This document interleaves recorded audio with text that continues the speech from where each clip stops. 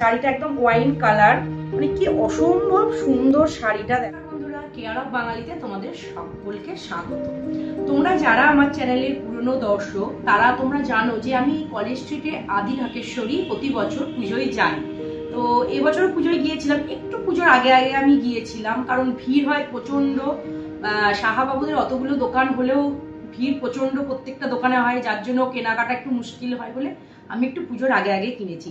তো এবছর পুজোয় যে কটা শাড়ি চলছে তার মধ্যে পিওরের ওপর একটু রিজনেবল প্রাইসে মাদুরাই সিল্কটা তবু কেনা যাচ্ছে, আর বাকি তো একটু হাই রেঞ্জের আছে।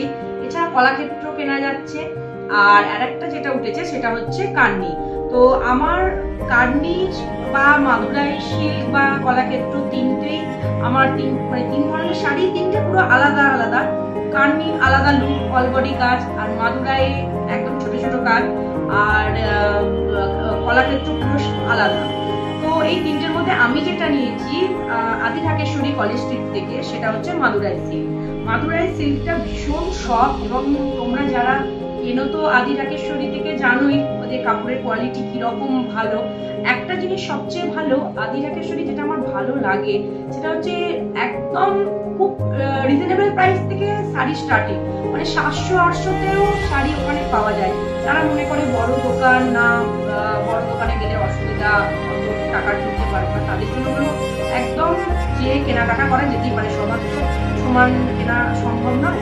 তো দেখো আমি মাদুরাই সিল্কটা যেটা কিনেছি, শাড়িটা একদম ওয়াইন কালার, দেখতে অসম্ভব সুন্দর শাড়িটা। দেখো আমি যে শাড়িটা গায়ে নিয়েছি, মানে মনেই হচ্ছে না যে গায়ে নিয়েছি। দেখো একদম সফট শাড়িটা, দেখতে পাচ্ছ কতটা সফট।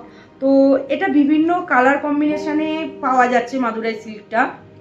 আর পাড়টা দেখো একদম জরি নয় কিন্তু,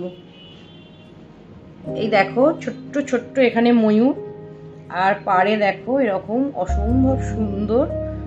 আর কাপড়ের কোয়ালিটি ভীষণ সফট, এবং গায়ে পরে থাকলে মনে হবে না যে আমি একটা শাড়ি পরে আছি, মানে ভারী নয়। তো যারা এরকম আদি ঢাকেশ্বরী থেকে মাদুরাই সিল্ক কিনেছো অবশ্যই আমাকে কমেন্টসে জানাবে তাদের কি কালারের তারা কিনেছো, তোমরা যদি কিনে থাকো। আর আমি তো এই কালারটা কিনে আমি ভীষণ খুশি হয়েছি, কারণ প্রচন্ড ভালো কালার, ওয়াইন কালার, তার সঙ্গে আবার রানী। তো ব্লাউজ পিস আছে, এটা আমি ব্লাউজ পিস করতে দিয়েছি, যার জন্য ব্লাউজ পিসটা দেখাতে পারছি না। এটা রানী ব্লাউজ।